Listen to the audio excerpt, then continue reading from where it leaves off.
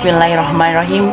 Assalamualaikum warahmatullahi wabarakatuh. Assalamualaikum warahmatullahi wabarakatuh. Assalamualaikum warahmatullahi wabarakatuh. Assalamualaikum warahmatullahi wabarakatuh. Assalamualaikum warahmatullahi wabarakatuh. Assalamualaikum warahmatullahi wabarakatuh. Perkenalkan, nama saya Ardiansyah dari kelas 12 MIPA 1. Saya akan menjelaskan pengertian karbohidrat. Pengertian karbohidrat. Karbohidrat adalah senyawa karbon yang dibentuk dalam tumbuhan melalui proses fotosintesis. Karbohidrat didefinisikan sebagai polihidroksialdehida atau polihidroksiketon. Jadi, karbohidrat adalah senyawa kimia yang merupakan gabungan banyak gugus fungsi hidroksil dengan gugus karbonil, sehingga dinamakan juga polihidroksidehida dan polihidroksilketon. Berdasarkan strukturnya, karbohidrat dapat digolongkan menjadi monosakarida, disakarida, dan polisakarida. Sakarida adalah nama lain dari karbohidrat. Istilah itu berasal dari kata skarum yang artinya gula. Monosakarida adalah karbohidrat yang tidak dapat dihidrolisis lagi menjadi gula yang lebih sederhana. Disakarida adalah karbohidrat yang terdiri atas dua molekul monosakarida. Sementara polisakarida adalah karbohidrat yang dapat dihidrolisis menjadi molekul. Perkenalkan, nama saya Haira Sahra. Saya akan menjelaskan materi tentang struktur karbohidrat. Struktur karbohidrat seperti gambar di atas. Secara historis, karbohidrat didefinisikan sebagai zat dengan rumus empiris CN atau H2OM. Struktur gula atau karbohidrat dapat digambarkan dalam berbagai bentuk, mulai dari rantai karbon terbuka seperti yang digambarkan. Perkenalkan, nama saya Nur Alifah Fasiasdi dari kelas 12 MIPA 1. Di sini, saya akan menjelaskan jenis-jenis karbohidrat. Jenis-jenis karbohidrat yaitu monosakarida. Monosakarida adalah karbohidrat yang tidak dapat dihidrolisis lagi menjadi gula yang lebih sederhana. Monosakarida dapat digolongkan berdasarkan gugus karbonil yang dimilikinya. Monosakarida yang mengandung gugus aldehid disebut aldosa, sedangkan yang mengandung gugus keton disebut ketosa. Bagian-bagian monosakarida yaitu struktur molekul D-glukosa. Salah satu monosakarida yang terpenting adalah glukosa. Dua metode yang umum digunakan untuk pembuatan glukosa adalah: yang pertama dari sukrosa. Kita akan memperoleh glukosa dan fruktosa jika sukrosa direbus dalam asam encer di dalam larutan alkohol. Yang kedua, dari pati. Kita dapat memperoleh glukosa dengan hidrolisis pati dan merebusnya dengan H2SO4 encer pada 393 K di bawah tekanan tinggi. Berikut adalah struktur molekul glukosa. Bagian dari monosakarida yang kedua yaitu struktur molekul fruktosa. Rumus molekul fruktosa adalah C6H12O6. Fruktosa mengandung gugus fungsi ketonik dan memiliki 6 atom karbon. Dalam rantai lurus, anggota cincin fruktosa dianalogikan dengan senyawa furan dan diberi nama dengan furanosa. Struktur fruktosa mempunyai rantai terbuka dan sesuai dengan sifat-sifat kimianya. Bersifat sebagai aldehida pada glukosa dan keton pada fruktosa. Pada dasarnya, yang perlu diketahui bahwa monosakarida dalam struktur molekulnya mengandung dua jenis gugus, yaitu gugus hidroksil dan karbonil, baik untuk molekul glukosa maupun fruktosa. Contoh fruktosa adalah buah-buahan. Berikut adalah struktur molekul fruktosa. Bagian monosakarida yang ketiga yaitu struktur molekul galaktosa. Galaktosa merupakan salah satu monomer membentuk laktosa. Senyawa ini dapat ditemukan pada susu. Galaktosa termasuk golongan heksosa karena mempunyai 6 atom C dalam molekulnya.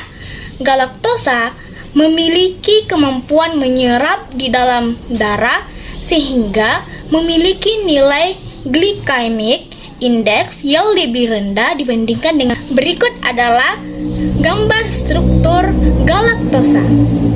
Saya atas nama Amanda Amelia dari kelas 12 MIA 1 akan menjelaskan jenis-jenis karbohidrat. 3. Disakarida. Disakarida tersusun dari 2 molekul monosakarida yang jenisnya sama ataupun berbeda. Rumus molekul disakarida adalah C12H22O11.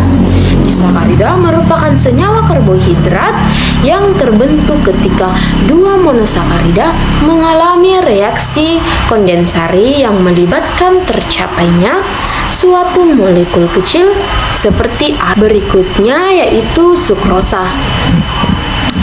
Dalam kehidupan sehari-hari, sukrosa disebut juga sebagai gula tebu ataupun gula pasir. Sejak 6000 SM, tabu sudah mulai ditanam di pekarangan. Diketahui sukrosa dalam kadar yang tinggi pada abad ke-18. Penemuan ini membuktikan bahwa di daerah subtropis gula pun bisa didapatkan lewat tumbuhan. Molekul sakkarosa jika dihidrosis dengan katalis asam diperoleh glukosa dan fruktosa. Reaksinya sebagai berikut.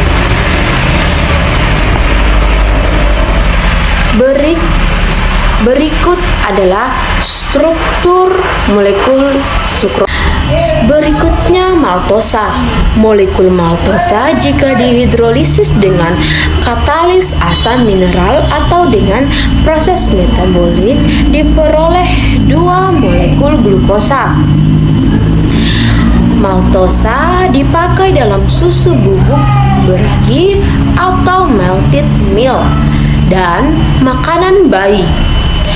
Maltosa banyak terdapat pada biji-bijian berkecambah, misalnya jagung, kacang hijau, dan kedelai.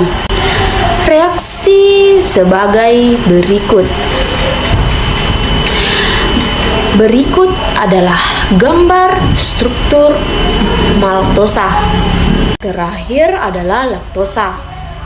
Laktosa merupakan hidrolisis dengan katalis garam mineral diperoleh molekul glukosa dan galaktora.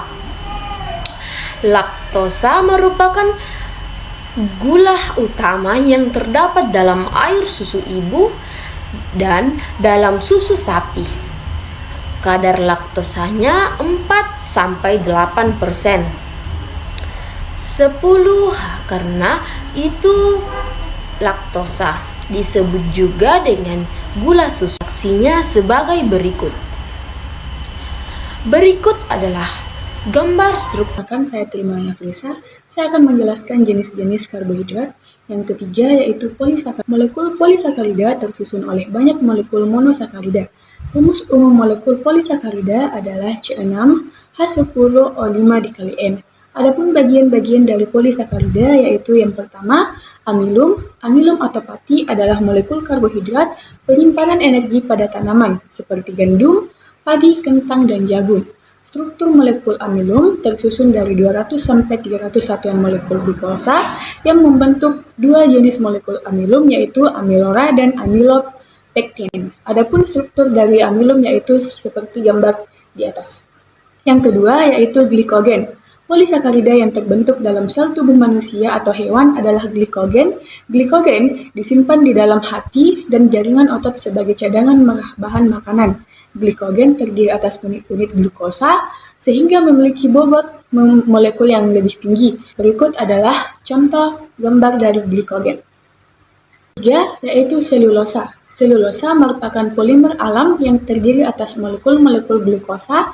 Massa molekul relatifnya sangat tinggi, tersusun dari 2000 sampai 3000 unit glukosa. Selulosa terdapat pada tumbuhan yang sangat melimpah di alam. Sifat fisik selulosa adalah zat yang padat, kuat, berwarna putih, dan tidak larut dalam alkohol dan eter. Kayu terdiri dari 50% selulosa, daun kering mengandung 10 hingga 20% selulosa, sedangkan kapas mengandung 90% selulosa. Selulosa digunakan dalam industri pulpen, kertas, dan krayon. Adapun reaksi dari selulosa yaitu C6H10O5 dikali N ditambah NH2O menghasilkan N dikali C6H12O6 tambah NH2O.